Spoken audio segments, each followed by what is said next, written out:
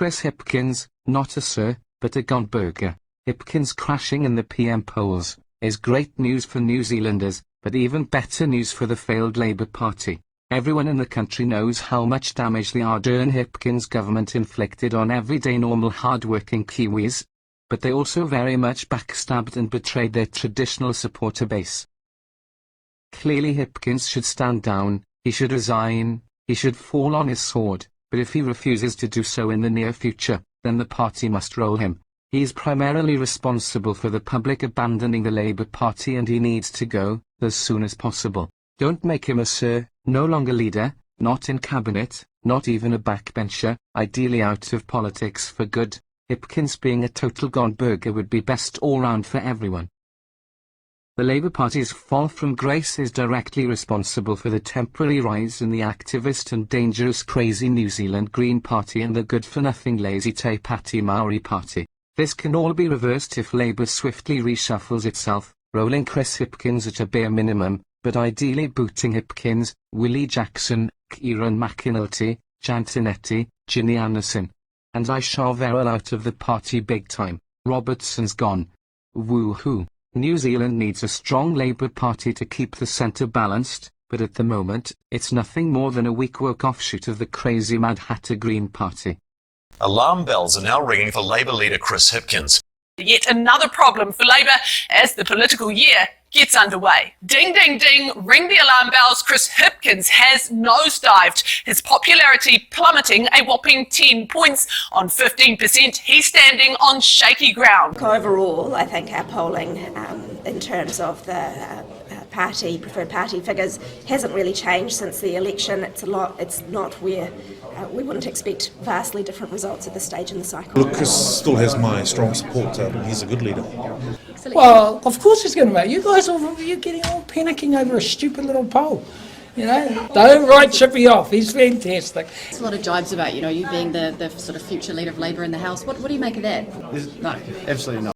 People are a bit concerned about the shaky start. Polls fluctuate. I think, Chris Hipkins still desperately in denial, even as his personal popularity as preferred Prime Minister crashes through the floor. Naturally, I'd love it to be higher, but I'm also, accept that I'm not the Prime Minister. Labour and its leader have been dormant, licking their wounds and lapping up a long summer. People were quite happy to see politicians take a bit of a backseat for the summer break. In due course, a refreshed lineup for the Labour Party, a refreshed platform for the Labour Party, some new ideas and some new thinking. Will you be Prime Minister again? I certainly hope so.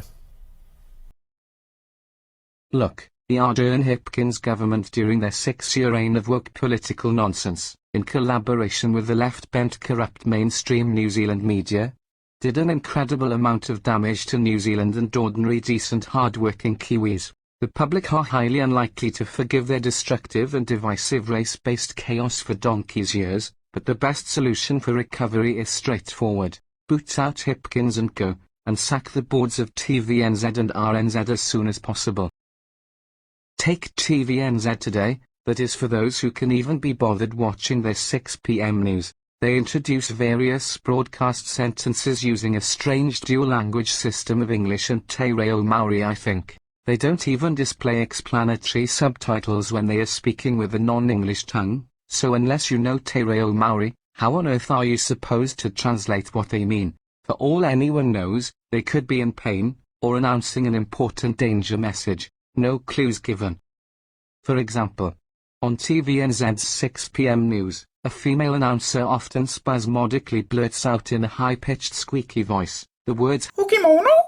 So high-pitched, it's as though her underwear is too tight. What on earth does "Hukimono" mean? And a male TVNZ announcer does something similar but with a grumpy growly voice. He often intermittently blabbers out a "Hey fucking now," which sounds really rude, but what does that mean? Is he in pain also? "Hey fucking now." What on earth does that mean? Why can't they just speak in English? Time for a real change. Reshuffle the Labour Party and sack the TVNZ and RNZ boards. Get a grip, Labour. Thank you for listening. Geraint, on behalf of WhangareiTim.